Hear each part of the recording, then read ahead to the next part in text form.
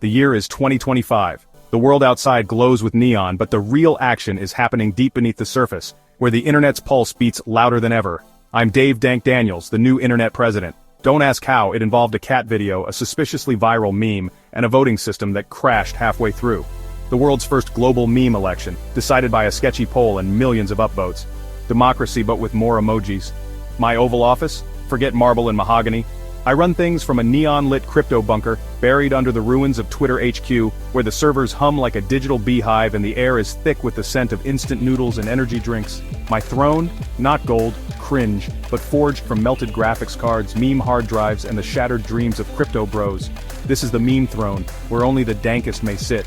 Here I rule the memosphere, reviewing endless streams of content, approving only the dankest, and instantly banning anyone who uses impact font unironically or posts a minion meme. The walls around me flash with the greatest hits of internet history. Distracted boyfriend, woman yelling at cat, Harambe's sacred texts, and even the elusive double rainbow.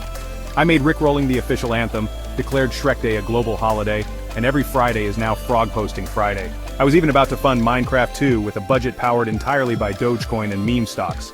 Life was chaotic harmony, Dogecoin steady, memes fresh, my KD ratio climbing, and the world tuned into my every live stream. I leaned back, sipped G Fuel and thought, this is fine, the internet was my kingdom and chaos was my crown.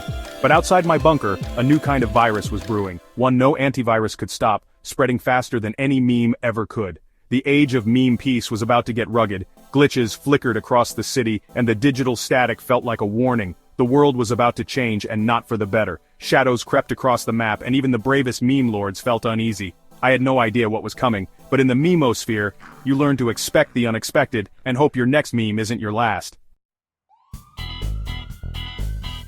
The first sign of trouble? It was subtle at first, almost easy to miss. A strange tension in the air, like the world was holding its breath, waiting for something bizarre to happen. Then, a notification lit up my phone. Breaking. A man in San Francisco had reportedly transformed into a watermarked monkey after being bitten. The news spread like wildfire, with people everywhere glued to their screens, trying to make sense of the impossible. At first I thought it was a joke, another internet hoax, maybe a viral marketing stunt. I even laughed, scrolling through memes and sarcastic tweets. But the laughter didn't last long. Soon the world changed before my eyes. People everywhere were turning into pixelated punks, neon cats, and all sorts of NFT abominations. It was as if reality itself had been hacked and replaced with a garish digital nightmare. The NFT zombie apocalypse had begun. Streets filled with crowds of glitching avatars, their eyes empty, their movements jerky and unnatural. The city skyline was now a parade of digital horrors. But these zombies didn't crave brains. Instead, they infected you with contagious hype, cornering strangers to ramble about blockchain, smart contracts, and the future of ownership. They tried to sell you their digital forms, promising riches if you just bought in. Their bites didn't just change your appearance, they spread pyramid schemes, turning the world into a grotesque gallery of overpriced, ugly images. Each new victim became another salesperson in a never-ending chain. The transformation was instant and irreversible. One minute you're yourself, the next you're a pixelated avatar, shilling your own existence, desperate to convince others to join the madness. The global economy collapsed into chaos. People sold fractional ownership of their own bodies for rare hats and digital trinkets. The memes stopped. The laughter died. The world felt colder, emptier. The internet was overrun by endless, algorithmically generated JPEGs. Every feed, every screen, every corner of the web was flooded with soulless, repetitive images. From my bunker I watched cities fall, not to violence or chaos but to terrible financial advice and digital delusion. The skyline was now a graph, the streets a spreadsheet, the zombies were relentless, multiplying with every click, every share. The internet itself was being overwritten, reality dissolving into a glitching, NFT-infested wasteland. I couldn't just watch my domain become a digital flea market. This was my responsibility. If there was any hope left, I had to act. The fate of the internet, and maybe the world, depended on it. Every enemy has a weakness. For NFT zombies, it was the ancient art of right-click and save as. The ultimate counter, just save the image for free. But in 2025, nobody remembered how. Everything was streamed or owned on a blockchain. The idea of saving an image was a myth. I broadcasted, guys, just right-click it! But the infected dismissed it as FUD, and survivors misunderstood. People tried to right-click with smart toasters and fridges. One guy even used a giant foam mouse. The skill was lost. The zombies were invincible, not by strength, but by our collective amnesia. We'd built a world so obsessed with ownership, we forgot the basics. The internet was founded on free information, and now that was the only thing that could save us. But no one remembered how to use it. The zombies rampaged, unopposed. Our only hope was to rediscover what we'd lost. I needed help. Fast. I needed a sidekick. All my mods were probably JPEGs. Then, a glitch NPC 734 appeared, a neon-clad, gold-drenched background character from GTA 7, now sentient and obsessed with microtransactions. Greetings, Player 1. My services start at 9.99 Dogecoin per hour. Loyalty DLC for 4.99. Every action required a purchase. Open a door, offer support, even a sympathy emote pack. He could phase through walls, but often got stuck in a T-pose. His dialogue was a mess mission offers, existential crises, and constant sales pitches. Annoying but potentially useful. I paid up. He was my only hope. Together we needed a plan. NPC 734 wanted to grind side quests for XP. I told him that's not how the real world works. Are you sure? My programming says repetitive tasks equal progress. Want a 2x XP booster? I sighed. This was going to be a long adventure. But at least I wasn't alone. We needed a weapon, not XP. In the ancient Twitter archives, I found a legend at base detector. An incorruptible AI designed to expose cringe and unmint the world by revealing NFTs were, well, dumb. Our mission find at base detector, hidden deep in the internet's core, guarded by digital titans. This was the main quest, no skipping. The path led through dead forums and social media graveyards. NPC 734 was excited for the loot drop. Quest accepted. Find the base detector. Estimated reward 1 million clout points. I ignored his sales pitch and mapped our route. 2 guardians blocked the way, born from the internet's worst excesses. I grabbed my meme-blasting keyboard. NPC 734 activated his courage emote, which I had to pay for. We left the bunker and entered the digital wilderness. The journey had begun. The fate of the world depended on us. No turning back.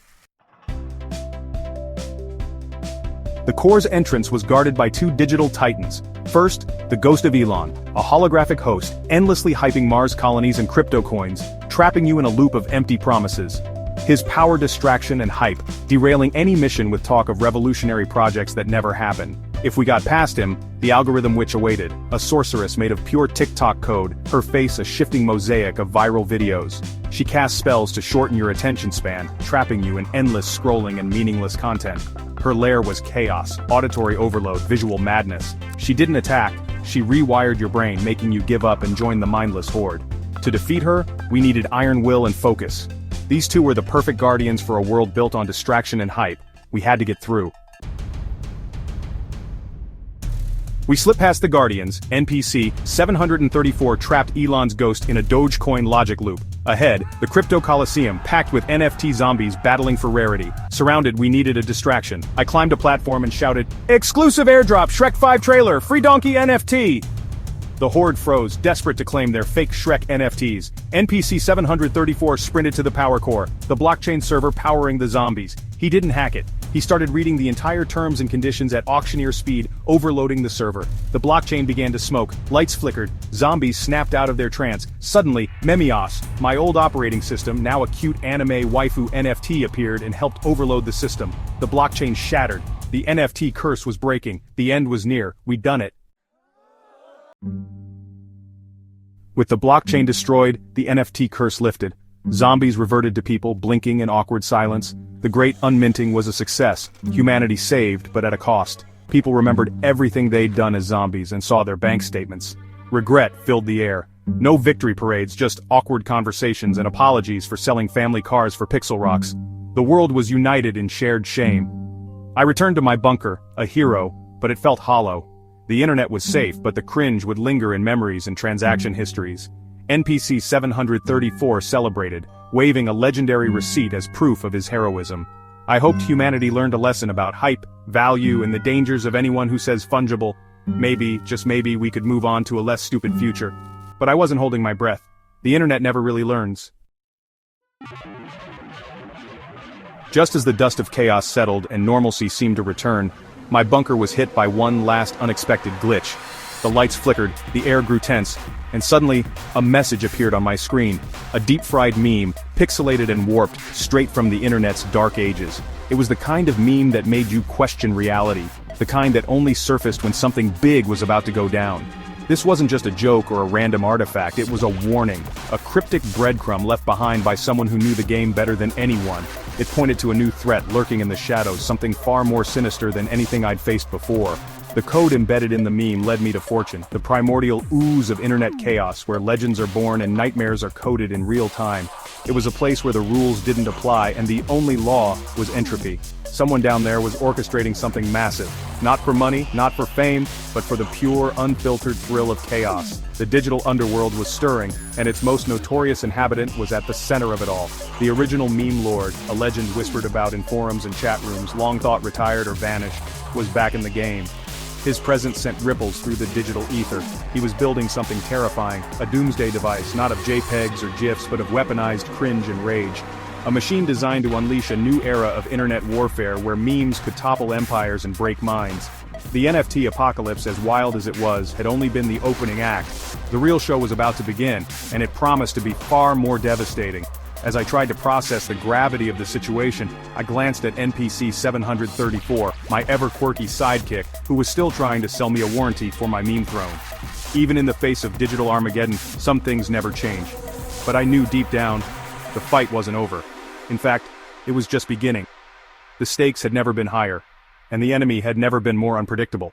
Season 2 had ended, but the teaser for Season 3 was already here, and it looked like a nightmare come to life. Shadows loomed, and the digital horizon was darker than ever. This time the enemy wasn't just a person or a group, it was the internet itself, alive, unpredictable, and hungry for chaos. I cracked open a fresh G Fuel, feeling the familiar rush of caffeine and anticipation. Here we go again, I muttered, steeling myself for what was to come. The world always needs a hero, even if he's just a guy in a gaming chair, facing down the wildest threats the digital world can throw at him. And this time, I was ready for whatever madness awaited.